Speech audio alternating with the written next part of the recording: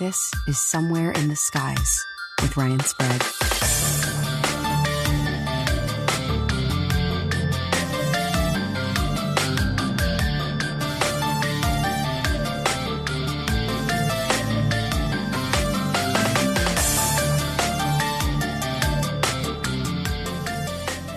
Venus was at its peak brilliance last night.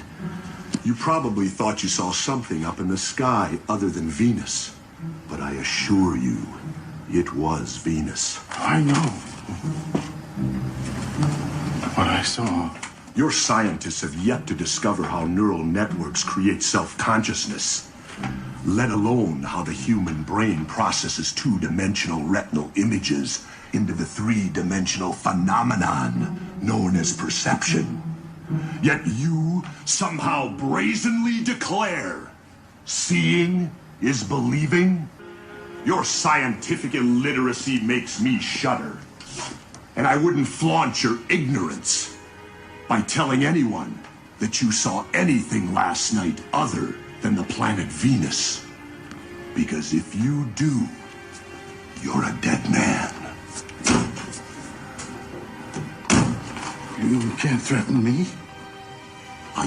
Tales of strange men approaching UFO witnesses and threatening them to keep their mouths shut about what they saw. This terrified me as I became paranoid that I was the next on a long list of witnesses that they'd eventually get to. But then the Men in Black movie came out and shed a rather comedic and science fictional approach to the Men in Black. But the more I began to research what inspired this Hollywood franchise, I began to realize that this was no laughing matter, and it all began on Maury Island in the summer of 1947. It was late morning when a man named Harold Dahl was out on his boat with his son Christopher and their dog and two other workers. Harold collected logs floating in the Sound and resold them to lumber mills. Harold looked in the sky and saw 6 objects floating about 2,000 feet above his ship. The objects were made of some reflective metal, donut-shaped, and about 100 feet in diameter. The center holes were about 25 feet in diameter as well. Harold said he also saw round portholes in what he thought was an observation window. 5 of the craft circled over the 6th, which stopped slowly. It hovered about 500 feet above the water. Harold put to shore because he was afraid the center aircraft was going to crash into his boat. Once ashore, he took several pictures with his camera. The lower ship stayed in position for about 5 minutes, with the others still circling above. One of the ships left the formation and moved down, touching the lower ships. Suddenly, thousands of pieces of what he thought were newspapers dropped from the inside of the center ship. Most of the debris landed in the bay, though some of it hit the beach. Harold recovered a few pieces, finding it was white, lightweight, and metal. Along with the white metal, the ship dropped about 20 tons of dark metal, which he said looked like lava rock. When the lava rock hit the water, it was so hot that steam erupted. The men in the boat took cover after several pieces landed on the boat, damaging it. Some debris hit his son in the arm, burning him, and another piece killed Harold's dog. After the rain of metal, the craft rose into the air and headed west out to sea, disappearing out of sight. Soon, Harold buried the dog at sea, took his son to the hospital for treatment for his burns, and reported what had happened to local authorities and to his boss at work. The next morning would perhaps bring about one of the very first ever reported encounters with the Men in Black. Just as Harold awoke, a man arrived at his front door. He was dressed in a perfectly pressed black suit and hat. He suggested that they go to breakfast together, and that he wanted to hear all about what had happened the day prior. Harold drove his own car, following the stranger's new black Buick to a restaurant. While they ate, the stranger asked no questions, but instead told Harold in great detail about what had happened to Harold the day prior, as if he were there with him that day. This startled Harold, and soon the Man in Black warned him that bad things would happen to he and his family if he told anyone what had happened. Days later, several investigators came to question Harold. He ignored the threats of the man in black and told them what had happened. These investigators were on a classified mission to see Harold and to gather evidence. Harold was able to give them some of the metal that had crashed on his boat. Upon the investigators' return to a California airbase, the B-25 they were piloting crashed, killing both of them and destroying whatever evidence they were carrying. The FBI closed the case without any resolution. After the Maury Island incident, many others began to come forward to claim visitation by similar men dressed in black suits. These men would cryptically converse with a UFO witness and end with threats to remain silent about what they'd seen. These encounters were often brief and sometimes very bizarre. But who and what are these men in black? And what could their end game be in perhaps one of the greatest and longest cover-ups of all time? Today, I speak to Rob Kristoffersen. Rob is the host of the Our Strange Skies podcast and has been an amateur UFO researcher and investigator for nearly 10 years. He's been a lifelong resident of the Adirondacks and has had an interest in the paranormal from a very early age. Today, Rob and I dive deep into some of the strangest Men in Black encounters that he's come across in his research, and how Men in Black have morphed and evolved as the ever-increasingly elusive UFO phenomenon seems to be doing as well. So, without further ado, here's my conversation with Rob Kristoffersen.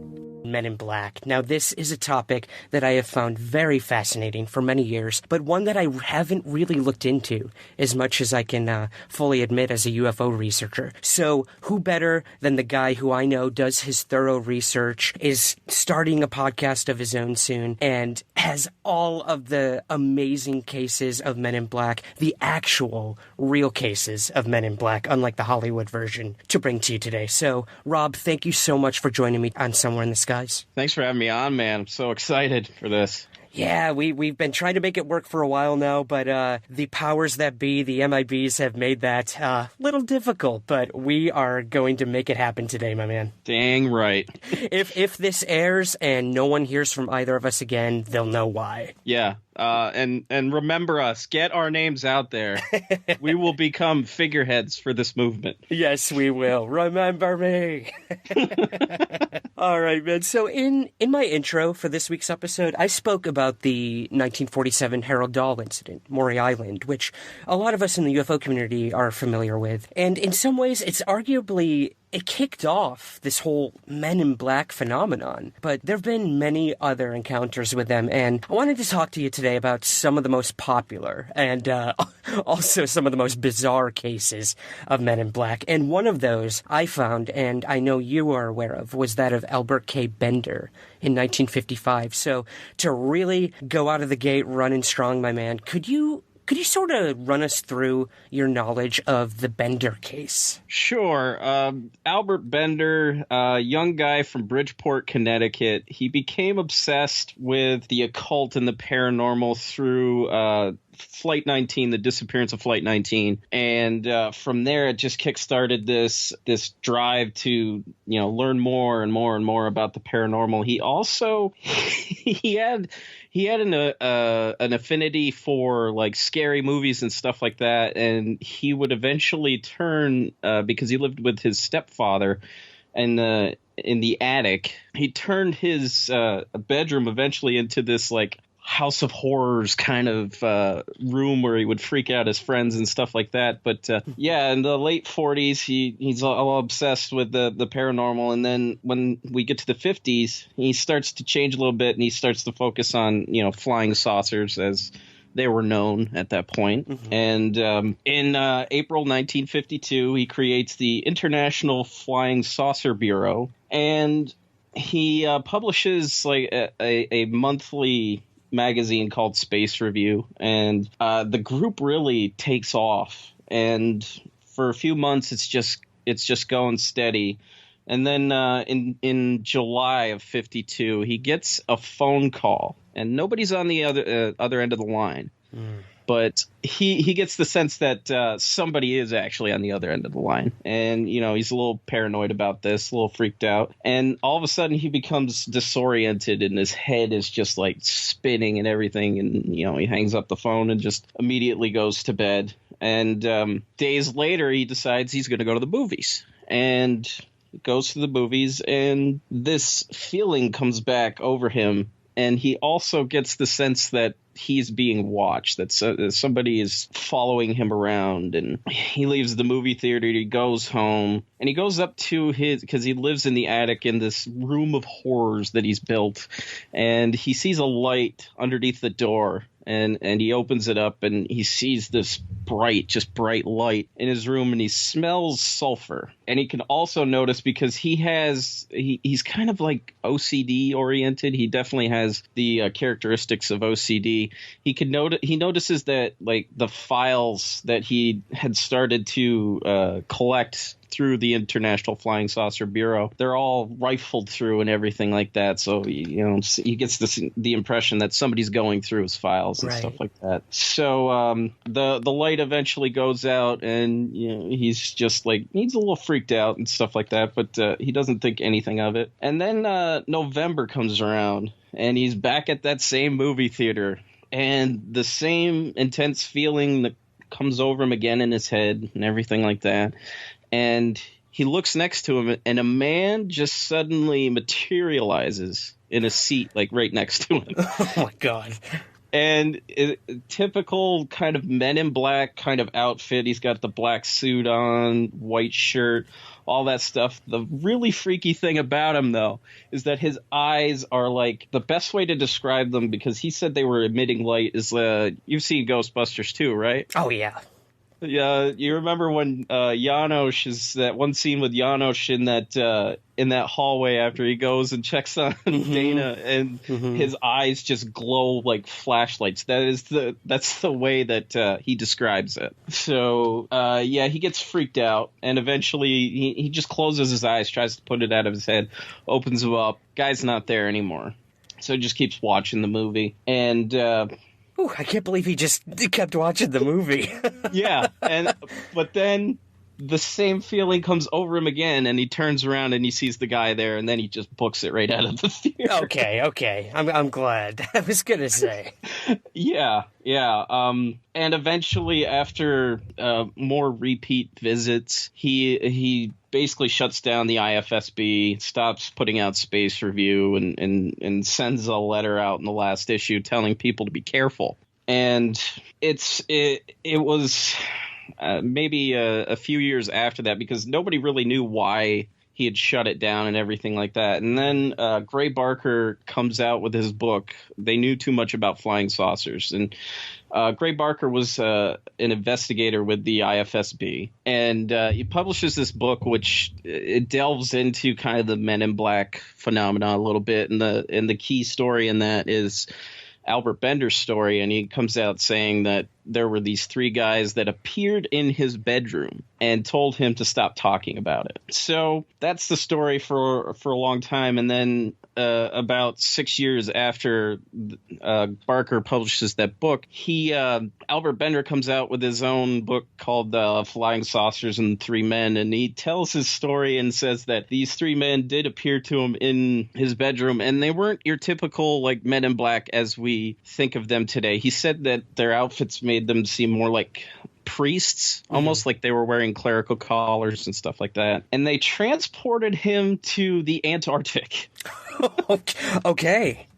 All right, we really are starting with the most interesting one here. Yeah. So. Oh yeah. All right. So Bender is in the Antarctic. Got it. Yes, and these aliens, they're aliens. They're not people. Okay. They're not men. They are aliens. They take him, and they have this operation underground, and they're basically using salt water as fuel for their spaceships.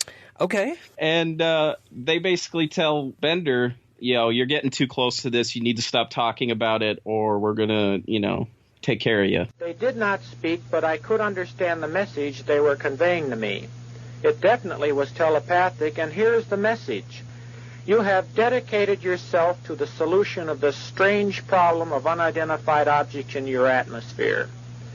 Your interest is deep and sincere, and you have devoted many hours to it. We also know that such interest and determination might lead to something that could bring you harm. We feel that you are a very good contact for us on your planet Earth. You are an average person, and we know that what we tell you and show you will not be believed by anyone you might tell. You are not a person of great renown on your planet, therefore we have nothing to fear at present. We have a purpose for being here, and we will be here for some time yet.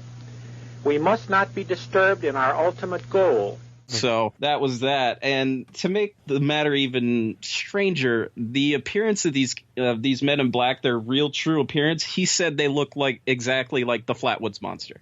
Okay. All right. And we did have a bonus episode of Somewhere in the Skies where we covered that case extensively. I'm sure you heard that one. That's very, very interesting. Yeah, I can imagine those big glowing eyes being a big part of this. Now, I have to ask, what do you make of all this with Bender? Being one of the, besides Maury Island and a few others, this is one of the bigger Men in Black cases that we really start with. And this is the mid-50s. So, getting transported to the Antarctic. We've got the Flatwoods Monster involved. What do you make of Bender? What are your thoughts on all this? Bender is an interesting character because he definitely had mental issues. He had mental disorders, that Nick Redfern points to in his book, The Real Men in Black, where he was definitely had OCD of a certain type. He was also a hypochondriac. He had a deathly fear of contracting cancer. Mm-hmm. So what I believe is that what he ran afoul of was actually the FBI, because back in the early 50s, the FBI were looking into these types of UFO groups that keep popping up in all these civilian UFO groups, and they see them as almost a way for communists to infiltrate, and the FBI was thinking at the time that they could fake a massive UFO event and then launch an attack. Interesting. Okay. Now that's interesting, because for any of our listeners who follow the work of Stephen Greer, I personally am not one of them, but we won't go there. That is his big thing right now with his Unacknowledged film, which went completely mainstream. It was one of the top documentaries 2017, I believe. And he has this idea that even today, that the military wants to stage an alien invasion to see how we would react and to use their militant power. So that's pretty fascinating, in my opinion. Yeah. And to drive the point a little further home, Gray Barker also received a visit from the FBI a couple months before they shut down the IFSB, because he had been given cards to give out to people. It said, Gray Barker, investigator with the IFSB, and these bogus.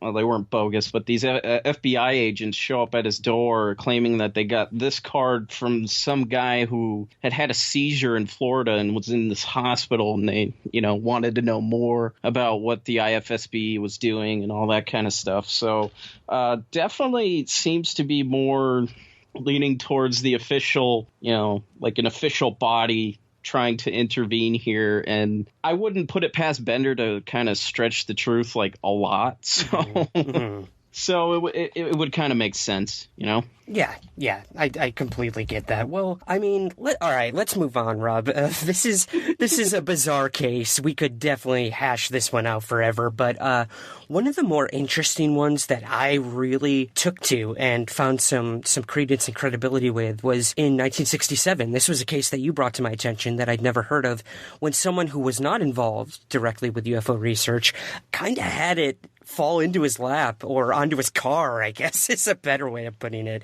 And that's when things really got strange. This is the case of Robert Richardson. So you got to tell us about this one. So yeah, back in 67, Robert Richardson, he's driving near White House, Ohio, and he's driving with his friend Jerry Quay, and they round a bend, and when they turn around this bend, they can see an object, a bright object in the road, and he's coming up on it quick, and he basically just shuts his eyes and he tries to, slam on the brakes, but he still ends up hitting this thing, and whatever it is disappears instantly once he hits it. And Richardson's kind of freaked out about it. He gets the police out there. Police can't find anything other than like skid marks, his own skid marks from the car. But the next day, Richardson's looking at his car, and he finds a piece of metal that he thinks came off this thing. And he also notices that the chrome from his front bumper is kind of stripped off a little bit. So he sends a telegram to Coral Lorenzen, and he sends all this stuff to APRO. The metal and like parts of his I think he sends part of the bumper too, just to have it analyzed. Mm-hmm. And a few days later, 3 days later, he receives a visit from two guys. They're driving a 1953 mint Cadillac. There we go. Perfect. And they have a strange plate on it, and he eventually checks the plate, and the plate it's never been issued. But they just have a friendly chat about, UFOs and stuff like that. And they don't say anything else. They just show up for like 10 minutes, talk, and then leave. And then about a week later, there's two different men. They're darker complected. Richardson describes them as looking almost foreign, and they show up and they in no uncertain terms, and they're even in a different car. It's a 1967 Dodge sedan, and they show up looking for the piece of metal, and Richardson says, "Hey, I gave this piece of metal to APRO." And the guys, in no uncertain terms, say, if you want your wife to stay as pretty as she is, you'd better get that metal back. Whoa, easy. And the thing is Richardson claims that the only people he discussed the metal with were Coral Lorenzen, Nils Paquette, who was an APRO researcher, and his wife. That was it. So they got wind of this somehow. So it makes you wonder, well, who was into craft? This craft, and how'd they know? So.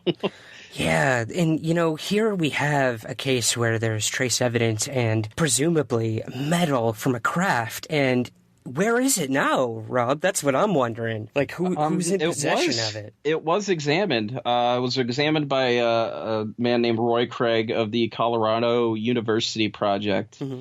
And he tested the metal and the bumper, and he found that the metal piece didn't have any it wasn't made up of anything exotic or anything like that. It was made up of iron and chromium, and with trace elements of nickel and manganese. But he found that the bumper where this chrome was stripped away was 92% magnesium. So it was unusual, but they don't determine that it's anything really incredibly out of the ordinary. Right. We might not be looking at something extraterrestrial, but again, like, who's to say that some of these men in black aren't working for our own government and this wasn't some top secret military project? We run into that time and time again. But, wow, that's a fascinating case. What a mean thing to say. If you want your wife to not be as pretty, I just can't imagine. That's the threat they came up with. Yeah, pretty much, It's like, dang. Right. Can't we just talk about this? Yeah. Let's hash this out over some beers, guys.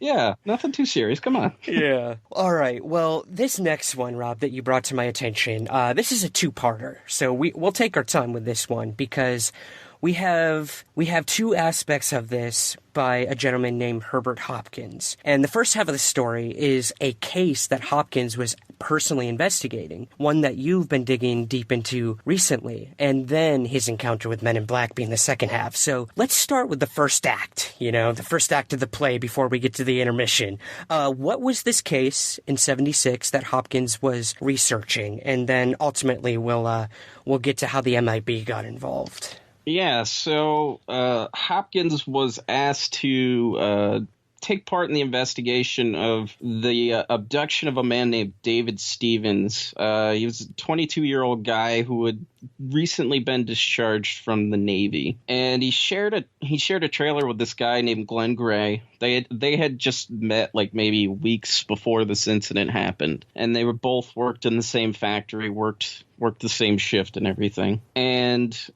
it was their day off, and they were staying up extra late because they worked the night shift, so they wanted to sleep in the morning to stay with their sleep schedule. So they decided to go for a drive.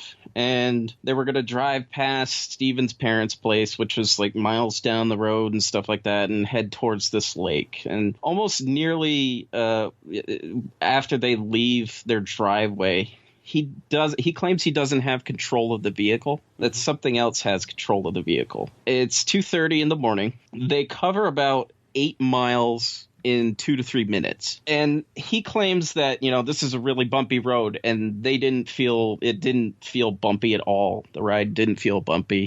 He felt like they were almost gliding, like the vehicle was off the ground a little bit. And they come up to this bend. They round this bend, and that seems to be a theme with this kind of stuff. You round a bend, and they see these lights in a field. And then all of a sudden they shoot up, and this craft lifts into the air, and they describe this craft as being as big as a football field. Oof.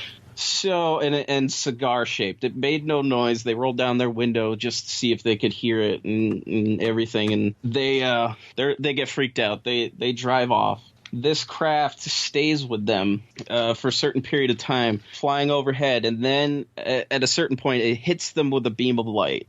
It moves the car to the other side of the road into the left-hand lane. And that's when they both men just black out. And at that point, David Stevens remembers he's on board whatever craft this is. He's looking down at his vehicle. He can see it. And he can see Glenn in the driver's side, still down there in like some kind of suspended animation of some kind. And this being comes into the room, and it is the craziest. And we talk about grays and stuff like that, and descriptions of grays. This even goes a little bit beyond that. Yeah, you were showing me these images last night. We were talking, and give us a little description of what these were. These are beings that I have never encountered in all of my abduction research. Yeah, me either. They were about 4.5 feet tall. He said the head was shaped like a mushroom. It had slanted eyes like a gray. Mm-hmm. Two dots for a nose, no facial hair, pale complected. It had 3 fingers and a thumb, but the fingers were webbed, which was really weird. They wore like a robe. He described what they were wearing as like a paper-thin robe that went down to pretty close to their feet. And he also described them as wearing like paper-thin shoes at the same time. And this being comes in. It speaks to him telepathically and says, don't be afraid. We're not going to hurt you. And he gets him to come into this next room. And there's 4 more beings like this in the room. And they put him on a table. And it's not exactly like your typical abduction experience. They take what he describes as 2 pricks of blood. And at that point, they want him to undress, and he doesn't want anything to do with it, and he ends up hitting one of them in the head. Okay. It doesn't react. It just reassures him, hey, we're not going to hurt you. We promise, all this good stuff. And, it calms him down. They help him out of his clothes. He lays down on this table, and they run this like X-ray machine all over his body. They take fingernail samples and hair samples, gather it up. He puts his clothes back on. They put him back in the vehicle, and they're ready to drive off. The craft pursues them even after this for a few more miles. And when all is said and done, when they finally make it to David Stevens' parents' house, it's 7 o'clock in the morning. So 5.5 hours have gone by. Okay. There's our missing time. Yep. Wow. Can't go wrong with some missing time. Wow, man. That is a pretty bizarre abduction case, I must say, especially how detailed it was with what they were doing to him. Often, when we hear these hypnotic regressions, it can be pretty typical sometimes, but this one was so detailed. So we have this abduction case. Now, how did Herbert Hopkins get involved with this one? Greetings, everyone. Ryan Sprague here, host of Somewhere in the Skies. For over 7 years and more than 400 episodes, the Somewhere in the Skies podcast has always been free to listen to, but it's not free to create. So we offer several ways to help support our efforts and get rewards in return. If you listen to the podcast on Apple, you can click the subscribe button at the top of your Somewhere in the Skies feed to become a premium Apple subscriber. Or you can join our Patreon campaign with several tiers available. Both of these options give you the same benefits and rewards: ad-free episodes, early access to the main show, and bonus episodes and content. Help keep the lights on at the Somewhere in the Skies HQ, and help us continue to grow by becoming a Patreon subscriber at patreon.com/somewhereskies, or by clicking the subscribe button at the top of your Apple feed. Thank you for your continued support, and keep looking up.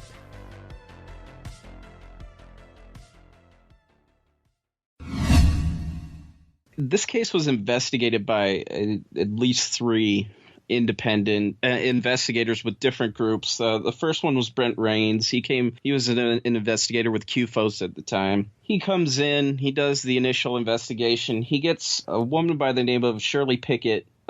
She's with a group called the International UFO Bureau. And through her, she knows Dr. Herbert Hopkins. Herbert Hopkins is essentially, he's a family physician, but he also does hypnosis. He does hypnosis to, he uses it primarily during pregnancy to help manage pain, but also he came to use it for people who have addictions to help them combat that and stuff like that. And so she brings Herbert Hopkins in. Herbert Hopkins, over the course of about a year, does these hypnotic regressions on David Stevens.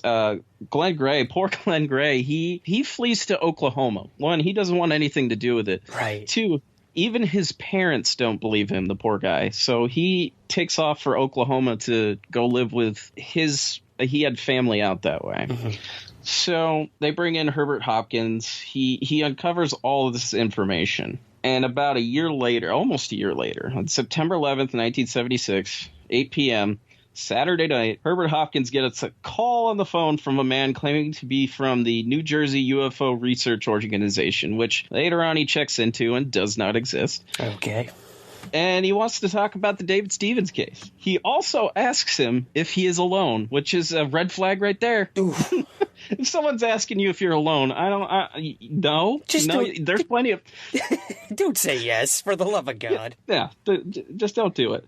And, asks him if he could stop by. So and this is completely uncharacteristic for Dr. Hopkins. He says, yeah, sure, come on over. So from the time that he hangs up the phone to the time that he goes to turn on his front porch light, there's a man that starts coming up the porch stairs before he's even made it. So he turns on the light and he sees this guy who's already coming up his porch stairs. Yeah, that's not freaky at all. So he lets the guy in, and the description of this man is so chilling. He's about 5'8", 140 pounds. He's wearing, the typical Men in Black clothing, and he's got a black derby on.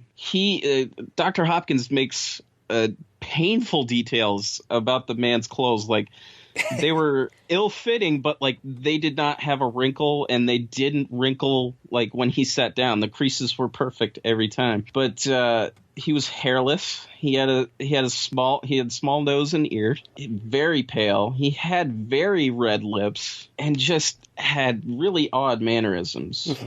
And he inquired about the Stevens case in an expressionless, dull tone. And he didn't use complete sentences. He just used like random words and phrases. Like, this is a guy that would have been obsessed with the M dash, all day long. Yeah. So after Dr. Hopkins tells him about this, the man in black says, yeah, that's just what I thought. And then at this point, he wipes his mouth, and Hopkins notices that that he's definitely wearing red lipstick because it's smeared on his glove. Okay. He's wearing some gray gloves. And he tells Herbert Hopkins that he has 2 coins in his pocket, and he says, take one of them out. That's not freaky at all. Guy knows exactly how much change you got in your pocket. Yeah, okay. So he takes it out of his pocket. He holds it in his palm, and the guy says, don't look at me. Look at the coin. And it's a penny, and it changes from the copper color to a silver color. Then it becomes a light blue color, and then it becomes blurred,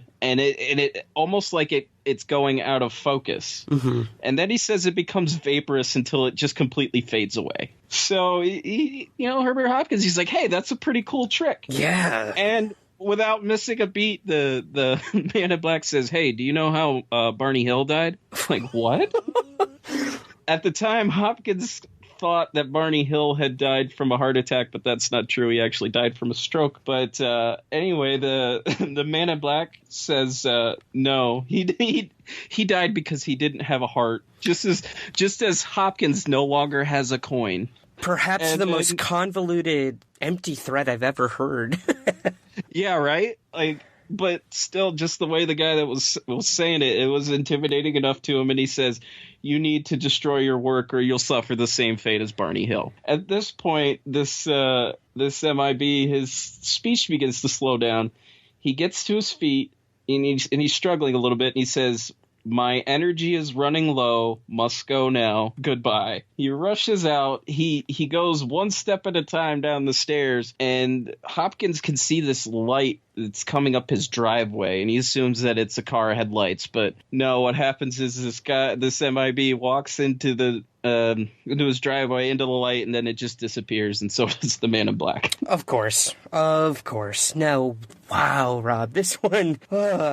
I don't even know where to begin. There's some theories that this was some sort of robotic alien Men in Black, and then we have other cases where they're pale and they have black eyes. Now, the MIBs, they run a gamut, man, from straight up government officials to aliens to BEKs. It's astounding the amount of accounts that have come in terms of what happens after someone has a UFO event. And a lot of these cases, too, we often think of having happened in the 50s, the 60s, the 70s. But you brought another one to my attention that is pretty recent.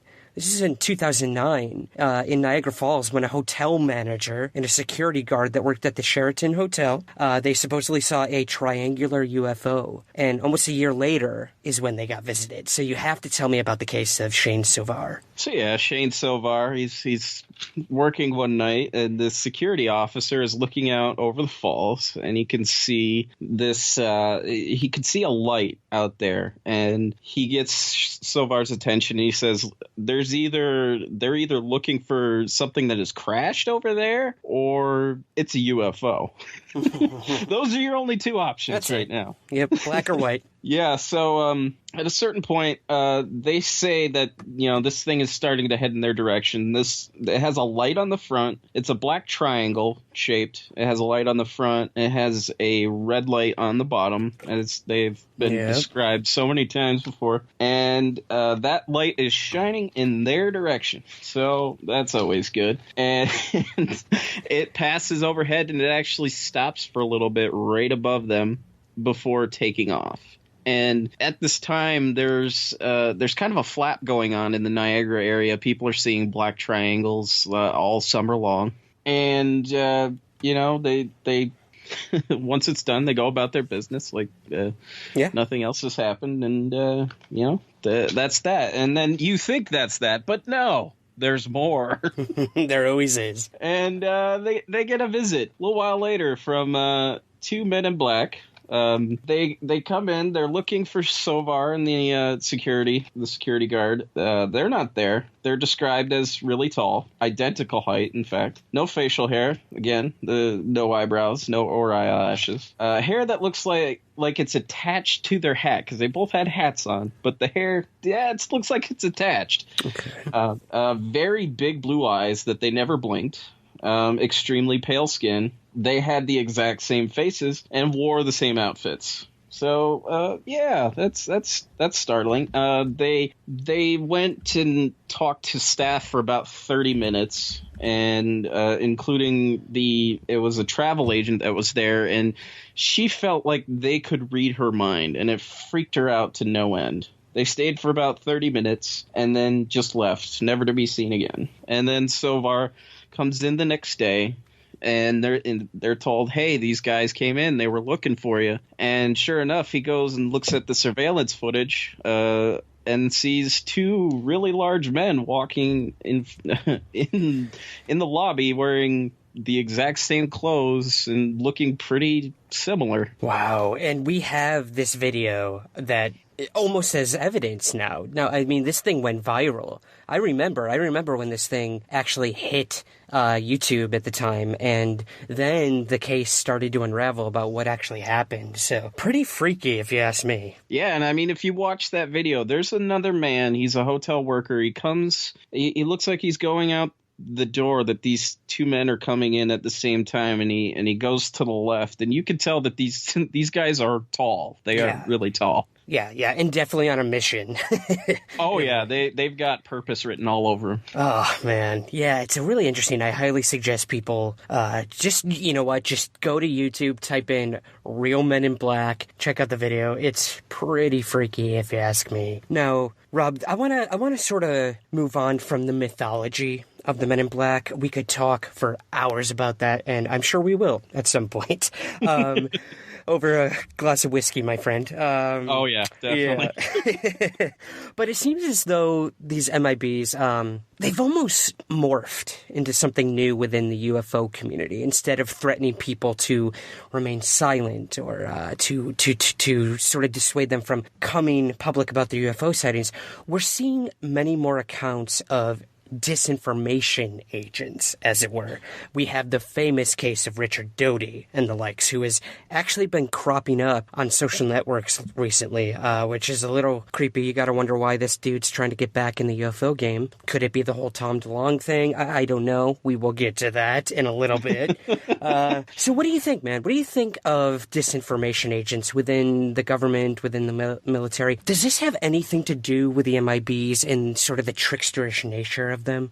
What are your thoughts? I think this whole disinformation campaign that the government has going on, because it's clear that they do their best to try and control the public's perception of what UFOs are or what they could be. And you have Men in Black, and there aren't as many reported cases anymore, and God knows how many cases go unreported. Right. Like the best ones that we have are, few and far between, but there are enough of them to suggest that they are out there. What I feel like is going on is like they're part of they're cogs in a wheel almost, because in a way they are almost there to discredit what you have seen, what you have experienced. They're almost like a bipedal humanoid UFO themselves, because there's always strangeness associated with them. They don't act the normal way. They're just so weird.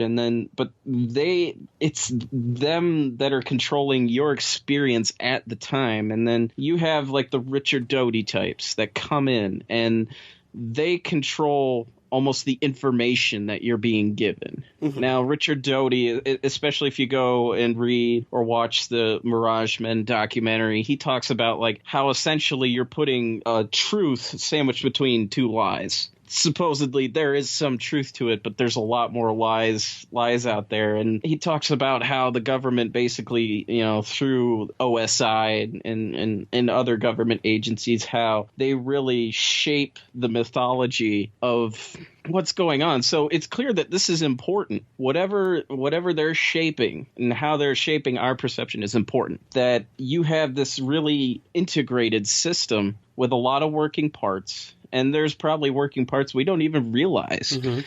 So it's all cogs in a machine. And at certain times, you're just getting different glimpses of the cogs. You're not even getting a view of the whole machine. So it's all fascinating in how it works together to control public perception. Now, in terms of those cogs in the wheel, we got to move to the hot button issue. This guy has been all over the news. I have to know what you think about this. Tom DeLonge, where do you land on this entire thing? Is he a Men in Black? He may very well be. Tom DeLonge is he's kind of the outsider, but at the same time he's not, because he's inside. Supposedly, according to social media, his parents have like majestic clearance and all that stuff. Like, okay. I wish my parents had Majestic. Yeah, like it was so weird that he tweets out like what his parents' government level clearance is. But Tom DeLonge is this hybrid between what Stephen Greer has tried to do with the Disclosure Project and that whole press conference that he had back in the early 2000s, and he's also like this hybrid of Robert Bigelow. He thinks he can be both, and you can't. My problem is like today when we throw around the word disclosure, all right, we're getting to the truth. And here we are. We have all of these retired government officials, people that have worked in the government, and they're going to bring us disclosure. When in reality, disclosure comes from the government. It doesn't come from Tom DeLonge claiming that he wants to bring people disclosure, and yet he wants to build, for lack of a better term, because I don't want to get into how ridiculous the titles that he calls these things, he wants to build UFOs. Yeah. With this supposedly, with this technology that has supposedly, been declassified or whatever. I don't know the whole story, but like it's ludicrous. Like, this is not the way you bring about disclosure. And at the same time, Tom DeLonge is not the most trustworthy person that I would go to. He's nobody I trust. Okay. I was on a podcast recently, and we threw around names for who should be the disclosure spokesperson. What person would you believe if they got this press conference going and presented all of this body of evidence to you? It's not Tom DeLonge. I said Tom Hanks. I think that'd be perfect. Oh, my God. What a wonderful, wonderful person. I would definitely get him up there, man. I would believe anything that man said. Yeah, I would too. With Tom, when you talk about things like disclosure, they don't come with an initial public offering of your company. Like, they don't come with this idea that like you can start a company or an academy in this case, and you can get in on what they're doing if you can throw $200 their way. Minimum, yeah. Minimum. And they'll let you in on the secret. Well, that's not disclosure. That's not disclosure in the slightest bit. Yeah. To me, the fundamental thing about disclosure is it has to come from the government. And if it's coming from Tom DeLonge and he's got all these guys that have retired from government, that to me is not the government. That's guys who've retired from the government. That's a good point. I often look at the citizen hearing as well as another prime example of that. Yeah, it was great that the UFO community, military, everyone was bringing this information to ex-congressional members, but it was a mock hearing. This was not going to get to the higher-ups in actual government officialdom. So I would have to agree with you that while it's fascinating, the history and the resumes of these people DeLonge is working with, they are no longer indebted to the government. Yes, I'm sure they have oaths that they have to keep for certain things in terms of national security, but they are no longer indebted, and it's interesting. I look forward to where this may be going. I see it crashing and burning in terms of the actual UFO they build crashing and burning, but also this entire thing. Why is he posting hoaxed UFO photos on his social media? You have to wonder, is this the new Richard Doty in sheep's clothing? Yeah, and like the thing is too is like when you talk about wanting to blow the doors open on something, you talk about whistleblowers. Okay, you got these people inside that can blow the lid off of everything. Well, that doesn't work for the UFO phenomenon. It never has. It didn't work for Bob Lazar. It did not work for Phil Schneider, which those guys are not believable at all because, Bob Lazar's credentials have never been, established. Neither has Phil Schneider's. And I mean, Phil Schneider is pretty much connected to almost every conspiracy theory there is out there. Interesting. I'm going to have you on with Jeremy Corbell, my friend, to hash out this Bob Lazar thing.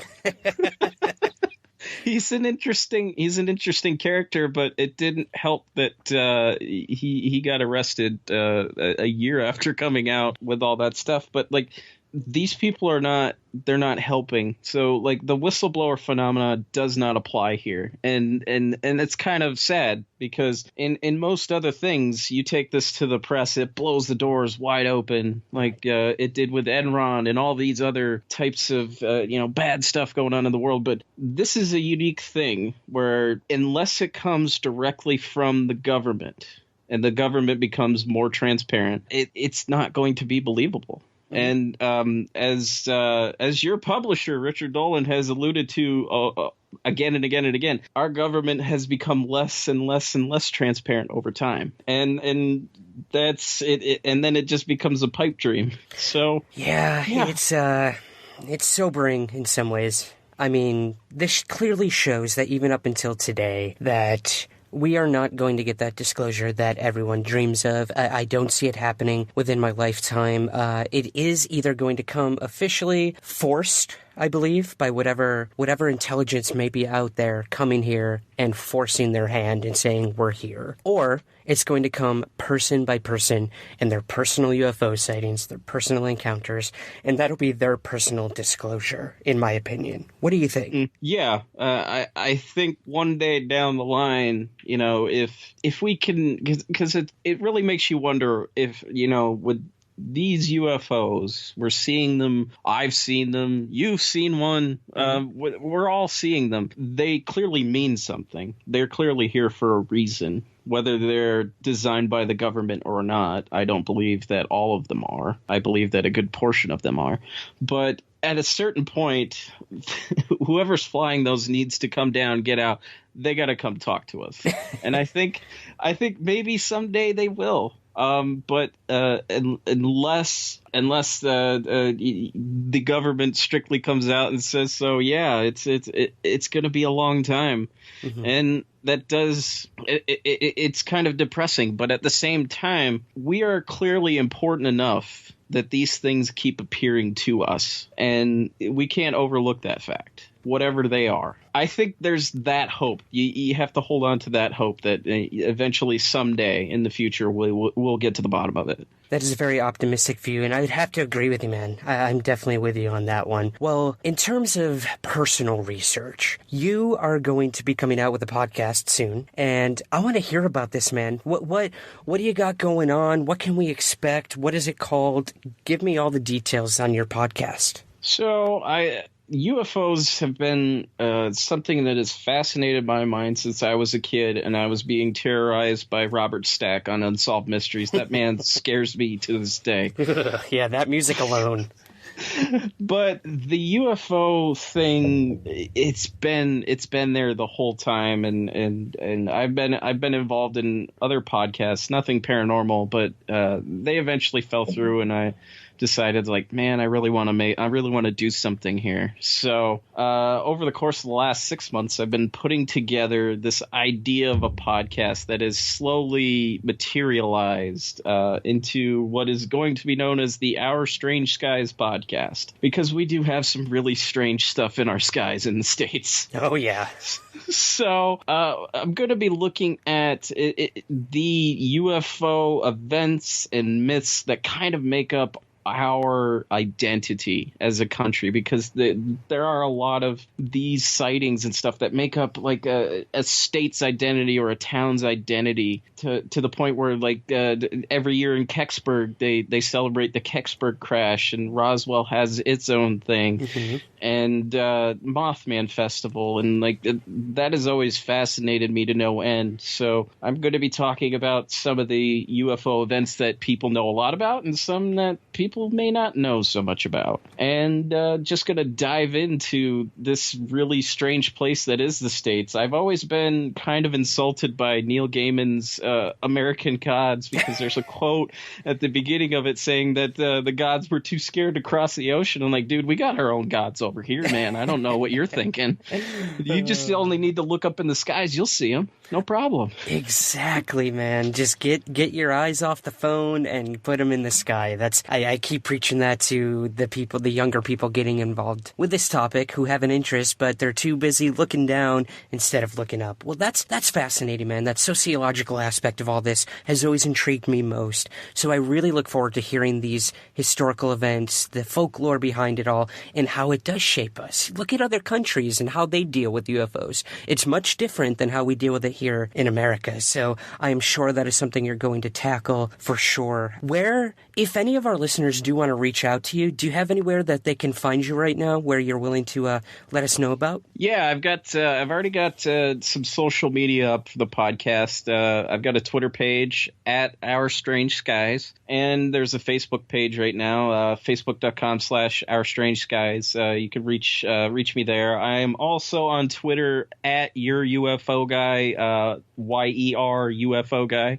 So reach out to me. I'm always willing to talk about this stuff. It's so much fun to dive into this stuff and just really look at it and try to figure it all out. So reach out to me. That's awesome, man. I love when people are willing to listen and to hear out other people's thoughts and opinions. And that's exactly what we did today. You started listening to my show and I realized how knowledgeable you were. I said, I have to get him on. He's got to be one of my guests. And it's clear that you do your research, and I couldn't think of a better person to cover the Men in Black with me today. So I got to thank you for coming on Somewhere in the Skies, and I'm wishing you all the best with your upcoming endeavor. Dude, thank you so much. This has been a blast. I've been excited to do this since you asked me to come on, so thank you. Of course, pleasure was all mine. All right, that is it for this week's episode. Please be sure to check out Rob's work soon. I'll keep you all posted on when the Our Strange Skies podcast premieres.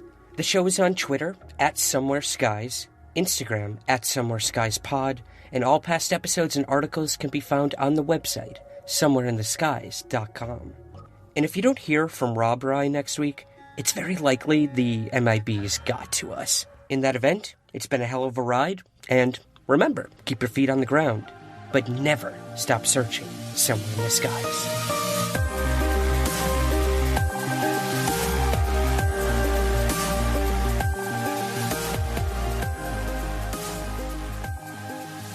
The Somewhere in the Skies podcast is part of the LIONSGATE Sound Network. Please take a moment to rate and review the show on Apple Podcasts, Spotify, or wherever possible. Thank you for listening.